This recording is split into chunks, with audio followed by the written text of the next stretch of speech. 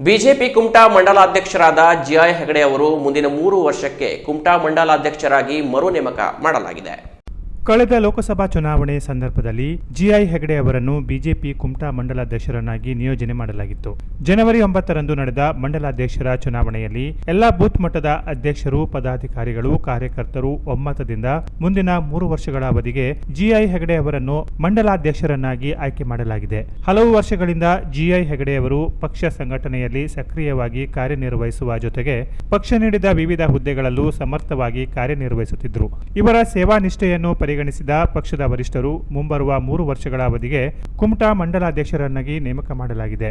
ಈ ಆಯ್ಕೆ ಪ್ರಕ್ರಿಯೆಯಲ್ಲಿ ಜಿಲ್ಲಾ ಚುನಾವಣಾಧಿಕಾರಿ ಗೋವಿಂದ ನಾಯ್ಕ ಭಟ್ಕಳ ಮತ್ತು ಸಂಯೋಜಕರಾಗಿ ಅಶೋಕ್ ಪ್ರಭು ಕಾರ್ಯನಿರ್ವಹಿಸಿದರು. ಈ ಸಂದರ್ಭದಲ್ಲಿ ಬಿಜೆಪಿ ಜಿಲ್ಲಾಧ್ಯಕ್ಷ ಎನ್ಎಸ್ ಹೆಗಡೆ, ಮಾಜಿ ಜಿಲ್ಲಾಧ್ಯಕ್ಷ ವೆಂಕಟೇಶ್ ನಾಯಕ್, ಶಿಕ್ಷಣ ಪ್ರಕೋಷ್ಠದ ರಾಜ್ಯ ಸಂಚಾಲಕ ಎಂಜಿ ಭಟ್, ಜಿಲ್ಲಾ ಪ್ರಧಾನ ಕಾರ್ಯದರ್ಶಿ ಪ್ರಶಾಂತ್ ನಾಯ್ಕ್, ಪ್ರಮುಖರಾದ ಗಜಾನನ್ ಗುನ್ಗಾ, ಮಂಡಲ ಪ್ರಭಾರಿ ಆರತಿ ಗೌಡ, ಅಲ್ಪಸಂಖ್ಯಾತರ ಮೋರ್ಚಾ ಜಿಲ್ಲಾಧ್ಯಕ್ಷ ಜೋಯ್ಸನ್ ಇತರರು ಇದ್ದರು. Canara plus news, Kumta.